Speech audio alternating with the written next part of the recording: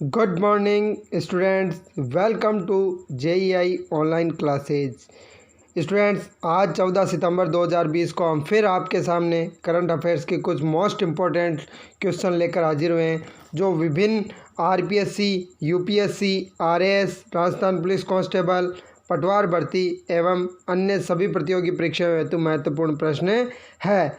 और सभी विद्यार्थियों से आग्रह है कि वो वीडियो को पूरा वॉच करें, और तो जो नए व्यूवर्स हैं वो एक बार चैनल को सब्सक्राइब कर लें, जिससे कि आपको जैसे ही नया वीडियो अपलोड हो सबसे पहले आपको उपलब्ध हो सके। चलो, आज का समय ज़ाया नहीं करते हुए पहले प्रश्न की ओर चलते हैं। आज का पहला प्रश्न है, वह देश जिसके साथ भारत ने पारस्परिक प्रावधान, आपूर्ति और सेवाओं के लिए सैन्य समझौता हस्ताक्षर किए।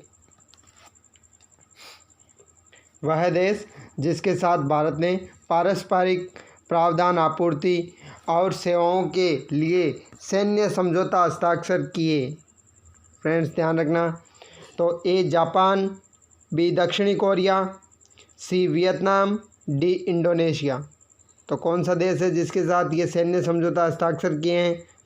जापान, दक्षिण कोरिया, वियतनाम, इंडोनेशिया। तो किसके साथ किया है?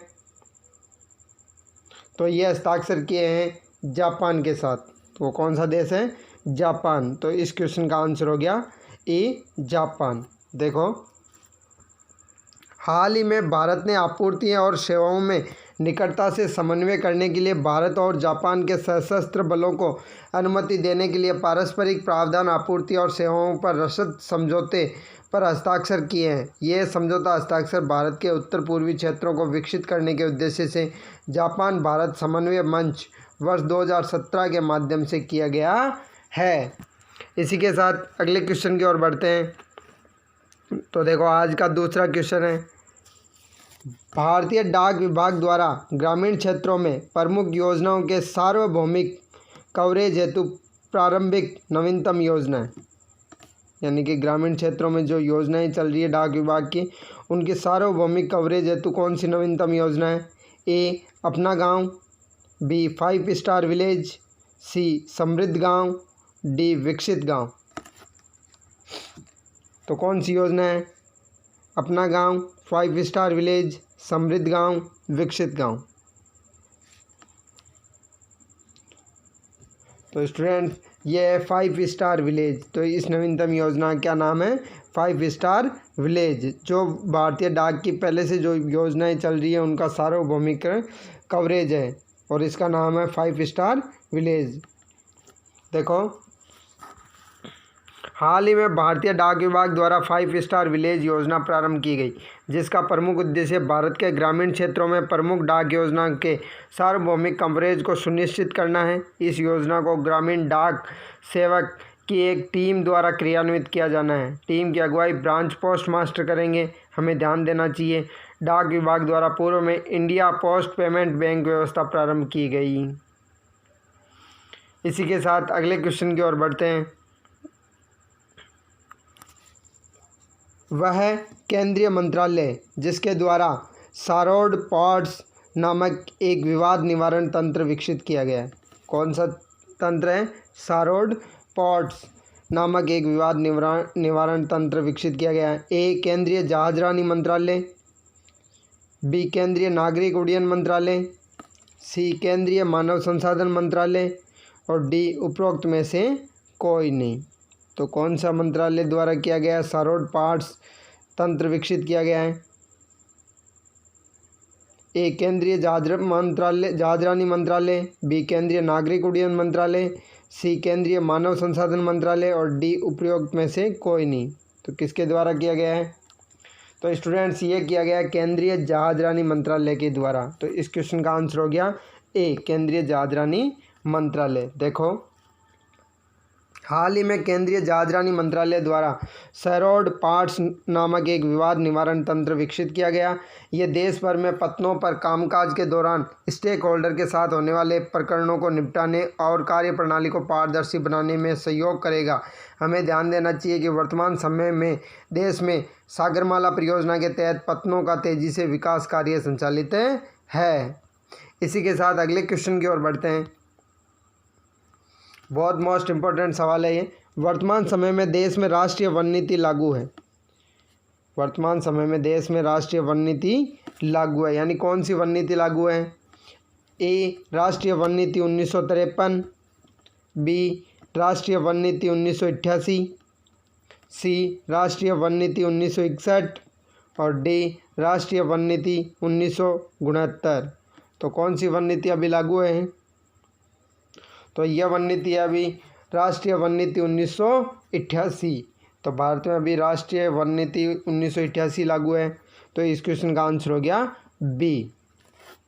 देखो, वर्तमान में भारत में राष्ट्रीय वन नीति 1988 लागू है, जिसके केंद्र में पर्यावरण संतुलन एवं आजीविका है। इस वन नीति का मुख्य उद्देश्य मौजूद प्राकृतिक विरासत का संरक्षण करते हुए नदियों और झीलों के जलग्रहण क्षेत्रों में मिट्टी के अपरदन की जांच करना है।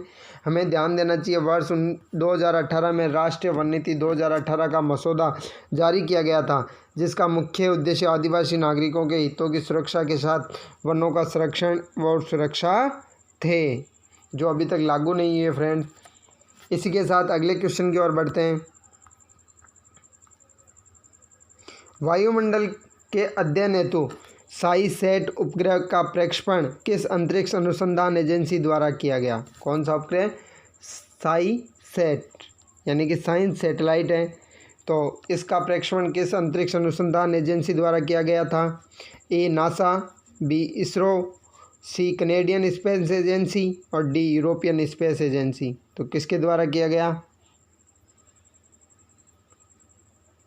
तो स्टूडेंट्स, ये किया गया था कनेडियन स्पेस एजेंसी द्वारा किया गया था। तो इस क्वेश्चन का आंसर हो गया सी कनेडियन स्पेस एजेंसी। देखो, साईसैट उपग्रह को कनेडियन स्पेस एजेंसी ने ओजोन परत पर शोध के लिए विकसित किया था। इसका उद्देश्य वातावरण में मौजूद कणों पर गुजरते हुए सूर्य के प्रकाश के प्रभावों का अध्ययन करना था। हाल ही में कनाडा के मैकगिल विश्वविद्यालय के खगोलविदों ने साईसैट उपग्रह द्वारा पृथ्वी के वायुमंडल पर एक फिंगरप्रिंट बनाया है, जिसका उद्देश्य ब्रह्मांड बाह्य अंतरिक्ष में मानव के रहने के अनुकूल ग्रहों का पता लगाना है। इसी के साथ अगले क्वेश्चन की ओर बढ़ते हैं। तो देखो, केंद्रीय वित्त मंत्रालय द्वारा एज 2.0 बैंकिंग सुधार सूचकांक 2019 में सर्वश्रेष्ठ प्रदर्शन करने वाला सार्वजनिक क्षेत्र बैंक है। यानी कौन सा बैंक है जो एज 2.0 बैंकिंग सुधार सूचकांक 2019 में प्रथम स्थान पर रहा, यानी सर्वश्रेष्ठ प्रदर्शन किया? A bank of Baroda, B state bank of India, C Punjab national bank और डी बैंक ऑफ महाराष्ट्र। तो किसने किया फ्रेंड्स? एज 2.0 बैंकिंग सुधार सूचकांक 2019 में प्रथम स्थान किसने प्राप्त किया है? सर्वश्रेष्ठ प्रदर्शन bank of Baroda, state bank of India, Punjab national bank, bank of Maharashtra. तो ये प्रदर्शन किया था बैंक ऑफ बड़ौदा ने। तो इस क्वेश्चन का आंसर हो गया ये बैंक ऑफ बड़ौदा। देखो, हाल ही में केंद्रीय वित्त मंत्रालय द्वारा एज 2.0 बैंकिंग सुधार सूचकांक 2019 में अच्छा प्रदर्शन करने वाले सार्वजनिक क्षेत्र के बैंकों को सम्मानित किया गया। एज 2.0 सूचकांक में सर्वश्रेष्ठ प्रदर्शन करने वाले बैंकों में पहले 3 स्थानों पर क्रमशः बैंक ऑफ बड़ौदा, भारतीय स्टेट बैंक और ओरिएंटल बैंक ऑफ कॉमर्स, यानी जिसका पंजाब नेशनल बैंक में विलय हो गया, से पूर्व को सम्मानित किया गया। हमें ध्यान देना चाहिए कि एज सूचकांक भारतीय बैंक संघ और बॉस्टन काउंसलिंग ग्रुप के सहयोग से तैयार किया जाता है। इसी के साथ अगले क्वेश्चन की ओर बढ़ते हैं। भारतीय रिजर्व बैंक द्वारा कोविड-19 से प्रभावित कॉरपोरेट ऋणों के एकमुश्त पुनर्गठन के लिए मापदंडों की सिफारिश हेतु गठित समिति के अध्यक्ष हैं। यानी कि जो कोविड-19 से प्रभावित हुए कॉरपोरेट ऋणों को एकमुश्त पुनर्गठन के लिए मापदंडों की सिफारिश हेतु गठित समिति के अध्यक्ष हैं। A S Balakrishnan, B V K Naidu, सी के वी कामत और डी सुरेंद्र गुप्ता। तो कौन थे? तो इस समिति के अध्यक्ष है के वी कामत। तो इस क्वेश्चन का आंसर हो गया सी के वी कामत। देखो, हाल ही में भारतीय रिजर्व बैंक ने कोविड-19 से प्रभावित ऋणों के पुनर्गठन हेतु एक उच्च स्तरीय समिति का गठन किया था, जिसकी अध्यक्षता केवी कामत द्वारा की जाएगी। श्री केवी कामत आईसीआईसीआई बैंक के पूर्व सीईओ एवं गैर कार्यकारी अध्यक्ष रह चुके हैं। इस समिति ने उन सभी खातों के लिए क्षेत्र विशिष्ट संकल्प योजना तैयार की है जिसके पास कुल 1500 करोड़ रुपए या इससे अधिक ऋण बकाया है। इसी के साथ अगले क्वेश्चन की ओर बढ़ते हैं। भारत में मुख्य रूप से सुरक्षा की श्रेणियों के प्रकार हैं। भारत में मुख्य रूप से सुरक्षा की श्रेणियों के प्रकार हैं A2, B3, C4 और D5। भारत में मुख्य रूप से सुरक्षा की श्रेणियों के प्रकार हैं, यानी कि सुरक्षा कितने प्रकार से की जाती है, कितनी प्रकार की सुरक्षा दी जाती है भारत में, A2, B3, C4 और D5। तो स्टूडेंट्स, भारत में सुरक्षा की श्रेणियां हैं वो है 4, यानी 4 प्रकार की सुरक्षा दी जाती है। तो इस क्वेश्चन का आंसर हो गया C4। देखो, भारत में मुख्य रूप से 4 प्रकार की सुरक्षा श्रेणियां हैं, X, Y, Z और Z+। इसके अतिरिक्त एसपीजी सुरक्षा भी है जो केवल प्रधानमंत्री हैं उसके परिवार के लिए होती है। एसपीजी विशेष रूप से प्रधानमंत्री, पूर्व प्रधानमंत्री और उनके परिवारों की सुरक्षा के लिए स्थापित एक विशेष दल है। इसी के साथ अगले क्वेश्चन की ओर बढ़ते हैं। दक्षिण एशिया की पहली सीमा पार जाने वाली पेट्रोलियम उत्पाद की पाइपलाइन की कुल लंबाई है, यानी दक्षिण एशिया की पहली सीमा पार जाने वाली, यानी एक देश से दूसरे देश जाने वाली पेट्रोलियम उत्पाद की पाइपलाइन की कुल लंबाई है A 88 kilometre, B 81 kilometre, C 72 kilometre और D 69 किलोमीटर। तो फ्रेंड्स, एक देश से दूसरे देश सीमा पार कर जाने वाली पेट्रोलियम उत्पाद की लाइन की कुल लंबाई कितनी है? 88 किलोमीटर, 81 किलोमीटर, 72 किलोमीटर और 69 किलोमीटर। तो कितनी है? तो इस पाइपलाइन की लंबाई है 69 किलोमीटर। तो इस क्वेश्चन का आंसर हो गया D 69 किलोमीटर। देखो, 69 किलोमीटर लंबी मोतिहारी अमलेखगंज पाइपलाइन दक्षिण एशिया की पहली सीमा पार जाने वाली पेट्रोलियम उत्पादों की पाइपलाइन है। यह पाइपलाइन बिहार के मोतिहारी से नेपाल के अमलेखगंज को जोड़ती है। इस पाइपलाइन की क्षमता 2 मिलियन मीट्रिक टन प्रतिवर्ष है। इसी के साथ अगले क्वेश्चन की ओर बढ़ते हैं। वह देश जहां गौ हत्या पर प्रतिबंध का प्रस्ताव प्रस्तावित है, यानी वह कौन सा देश है जहां गौ हत्या को प्रतिबंध करने का प्रस्ताव प्रस्तावित किया गया है? A Bharat, B Sri Lanka, C Philippines और D उपरोक्त सभी, यानी कि इन तीनों देशों में किया गया है। देखो, वह देश जहां गौ हत्या पर प्रतिबंध का प्रस्ताव प्रस्तावित है, A Bharat, B Sri Lanka, C Philippines और D उपरोक्त सभी। तो कौन से देश में ये प्रतिबंध प्रस्तावित किया गया है? तो फ्रेंड्स, ये किया गया है श्रीलंका के अंदर। कहाँ किया गया है?